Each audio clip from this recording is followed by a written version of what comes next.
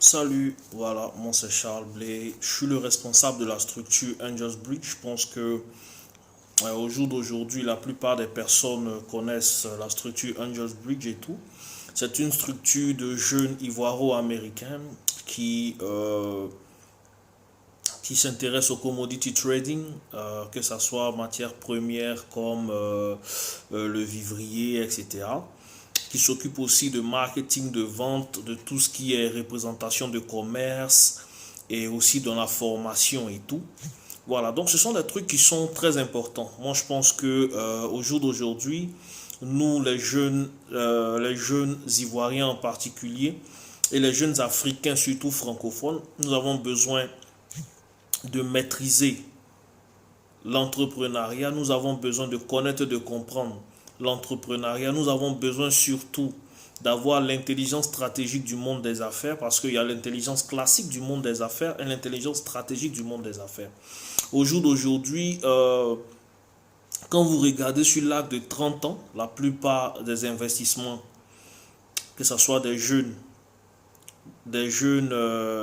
ivoiriens en particulier et africains en général, ou aussi, disons, des gens, disons, qui, ont, qui sont depuis longtemps hors de leur pays, vous rendez compte que la plupart des investissements sont des investissements classiques. Et la majeure partie du temps, ce sont des investissements passifs. Ça veut dire que ça leur produit presque rien. L'Africain ne peut pas être aujourd'hui celui qui va en Occident, qui se bat, qui lutte, qui s'achète une maison et qui vient à la retraite s'installer et n'arrive plus à subvenir aux besoins même de la maison et tout, et retourne, comme on dit en Occident, pour aller encore se mettre sous le joug de ce que j'appelle l'esclavage de compensation. Le problème au jour d'aujourd'hui, c'est que nous devons ouvrir un cadre de réflexion sur plusieurs choses. Les investissements stratégiques au jour d'aujourd'hui, il y en a plein.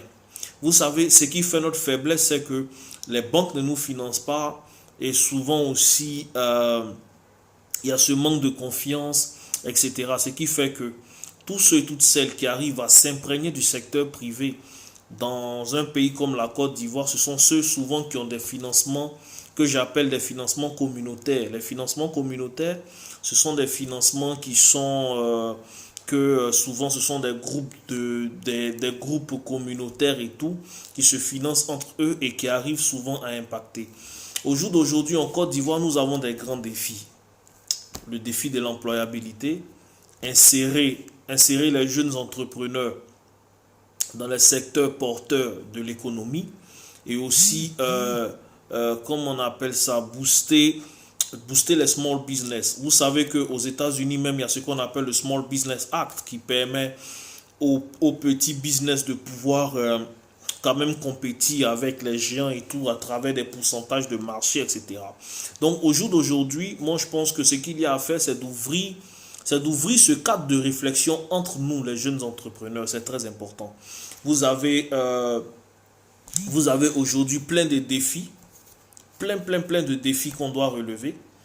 Et je pense tout simplement qu'on ne peut pas le faire en étant éparpillé.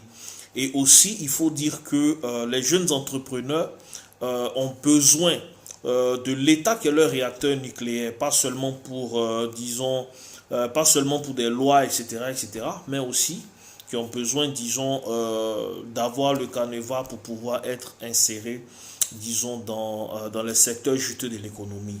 Chez nous en Afrique, les secteurs juteux sont de la construction en passant par la grande distribution, le vivrier, etc. Mais il y a beaucoup de choses à faire. Si on veut créer réellement de l'emploi durable en Afrique, on peut le faire sans problème. Moi, je pense que le développement, c'est une volonté. Et la volonté doit être commune. Voilà, je pense que si la volonté est commune et que les gens ont de l'occupation, il y a beaucoup de choses à faire. Donc, je pense tout simplement que nous devons comprendre assez de choses. Il y a plein de mécanismes. Et souvent, quand je suis sur ma page Facebook, j'en parle. Voilà, j'en parle plein de mécanismes. Comme je dis, les jeunes Ivoiriens en particulier et Africains en général doivent maîtriser au jour d'aujourd'hui le branding, la gestion du brand, comme je dis, ce marketing très important. Et puis aussi doivent avoir des zones de coworking, de confrontation et tout. Mais le problème, c'est qu'on peut avoir toutes ces choses, mais si, comme je dis, on n'a pas ce cadre pour pouvoir résoudre les problèmes immédiats. Parce que c'est la résolution des problèmes immédiats d'une nation qui permet, disons, de poser les bases de son aspiration future. Au jour d'aujourd'hui, comme je le dis, nous avons vraiment besoin de ces cadres de réflexion, etc. etc. Donc, je pense que je diffuserai plusieurs vidéos comme ça sur mon canal YouTube. Et je pense tout simplement que les gens vont comprendre que nous avons des grands défis, des très très grands défis. Nous avons la zone de libre-échange au jour d'aujourd'hui. Il faut que les jeunes entrepreneurs ivoiriens soient hautement compétitifs parce que la zone de libre-échange plus une monnaie, une nouvelle monnaie et tout, peut être une opportunité pour nous les jeunes entrepreneurs ou devenir, disons, un piège qui se referme sur nous. Parce que tout simplement, nous devons savoir que dans ce cadre-là, c'est un cadre de libre-échange. Donc si nous ne sommes pas compétitifs, nous n'allons pas pouvoir aller sur des marchés, sur d'autres marchés. Et si nous n'arrivons pas à aller sur d'autres marchés, éventuellement que ceux qui sont déjà compétitifs sur les autres marchés viendront, disons, s'installer sur nos marchés.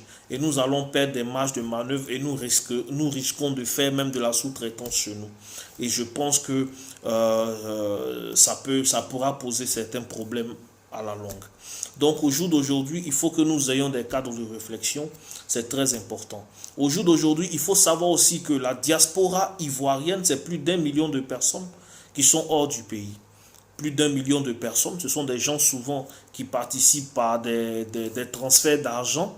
Mais ces transferts d'argent sont là pour gérer un peu, disons, le quotidien des ménages. Voilà, ce ne sont pas des trucs qui sont bien canalisés.